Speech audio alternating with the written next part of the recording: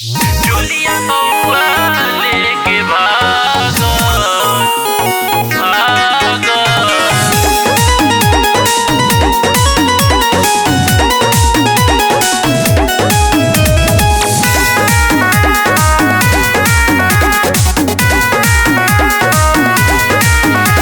कवन रहे कलर कवन रहे साइज, होलिया में भौजी कर कम्प्रोमाइज। कवन रहे कलर कवन रहे साइज, होलिया में भौजी कर कम्प्रोमाइज। तोहरा चक्कर में बानी हम रात भर जागल।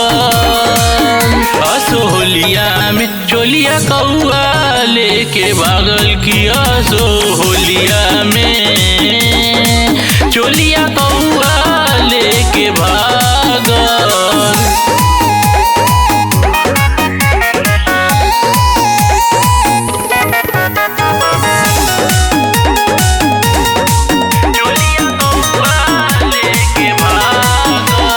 चोली के बिना भौजी होली बेकार बा, तोहा दर्द भौजी समझा हमार बा।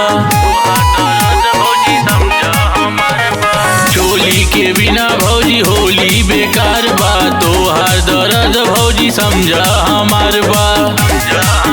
तोहरा चक्कर में बानी हम रात भर जागल। असो होलिया में चोलिया कौआ लेके भागल की असो होलिया में चोलिया कौआ लेके भागल।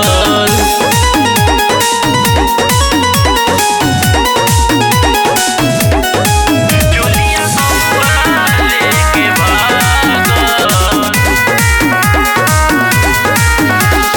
राकेश रौनक के रंगे दगाल हो, चाहे हो जाई तो हर बुरा हाल हो।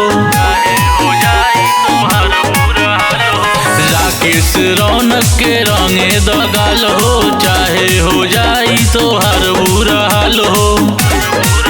भौजी रंगवा लगावे खातिर बानी हम पागल।